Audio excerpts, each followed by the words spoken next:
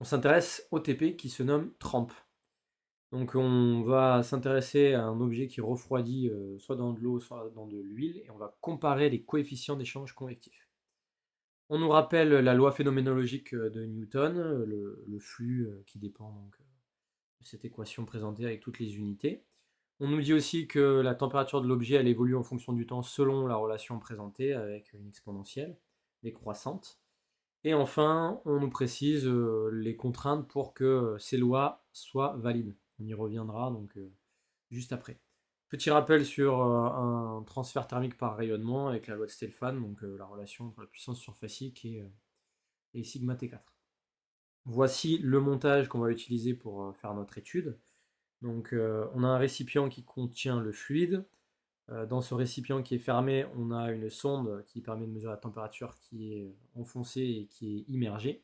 Et autour de ce récipient, on a un cristallisoir contenant de l'eau et des glaçons qui vont permettre de créer une sorte de thermostat pour que la température extérieure soit tout le temps la même.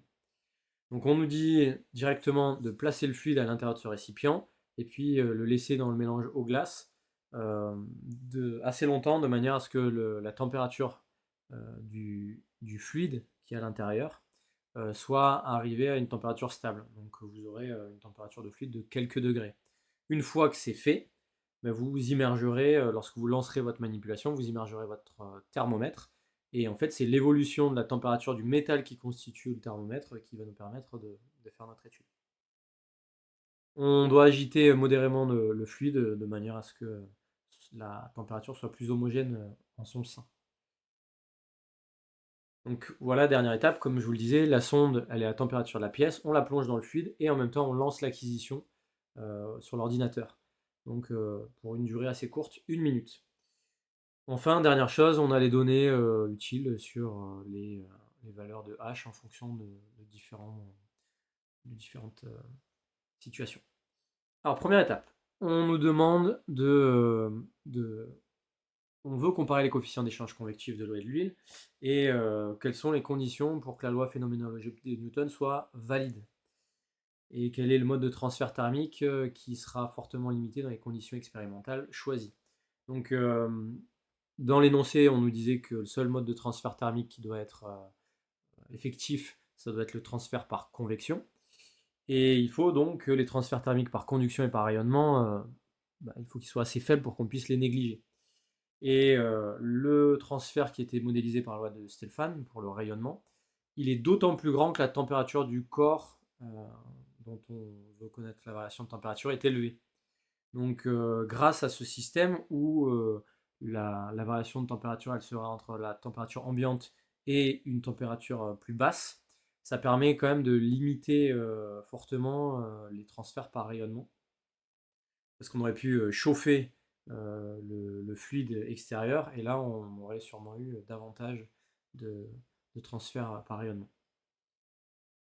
Ensuite, on nous demande dans la partie 2 quelles précautions doit-on prendre pour que la valeur de la surface immergée de la sonde n'évolue pas trop au cours du temps. Donc il faut s'assurer que la surface de l'eau ou de l'huile qu'il y a dans le récipient reste tout le temps au même niveau. Donc il faut bien orienter la sonde et éviter qu'elle puisse bouger. Et de la même façon, chose que je peux rajouter à l'oral, il faut aussi éviter que l'agitation soit trop importante pour faire varier le niveau de ce fluide. Donc agitation modérée. Voilà.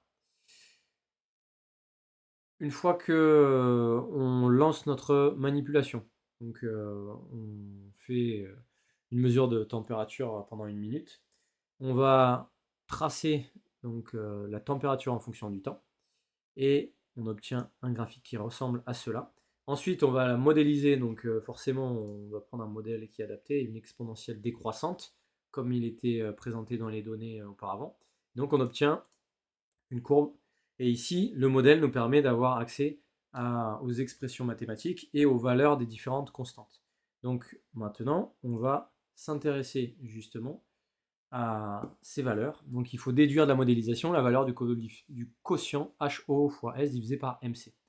Dans notre expression HO fois S divisé par MC, il est au niveau de l'argument de l'exponentielle. Et donc, il faut faire une identification. Donc, selon le type d'équation qui est proposé par le logiciel, on va avoir différentes présentations. S'il le présente y est égal à a, e, bt plus c, bon, bah, il faudra identifier que ce premier terme ici, c'est ce qui correspond à a, donc t0 moins to. Ensuite, le b, s'il est avant le temps, eh ben, c'est ce qui correspond à notre moins HO fois S sur MC. Et enfin, le C correspond à la température du fluide. Si c'est présenté comme cela, bah, il suffit simplement de dire bon, bah, la valeur qui m'est donnée par le logiciel pour B, c'est moins 0,05. Donc, HO fois S divisé par MC vaut 0,05. Alors moi, dans mon cas, sur Atelier Scientifique, j'avais une expression qui est de type donc A, une constante, plus B exponentielle de moins T sur taux. Donc quand je regarde, taux est égal à 20. Et donc là, moi, il faut que je fasse un autre effort. C'est que j'ai cette expression-là, moins T sur taux. Donc taux, si on fait l'identification avec ce qu'il y a au-dessus, ben, c'est l'inverse de HO fois S sur MC. Et donc pour avoir accès à ce nombre, il suffit que je fasse l'inverse de la valeur qui m'était donnée par la modélisation. 1 sur 20, ce qui donne de nouveau 0,05. Donc vous adapterez à votre logiciel. Simplement, il faut essayer de reconnaître l'argument qu'il y a dans votre exponentielle. On doit réitérer cette expérience avec de l'huile et de nouveau modéliser avec une exponentielle décroissante et identifier la valeur qui est présentée ici. Donc là, on a une valeur qui est bien plus basse que je propose de 0,008. Alors vous verrez ce que vous obtiendrez en TP. Ensuite, on nous demande de calculer la valeur du quotient HO sur H-huile.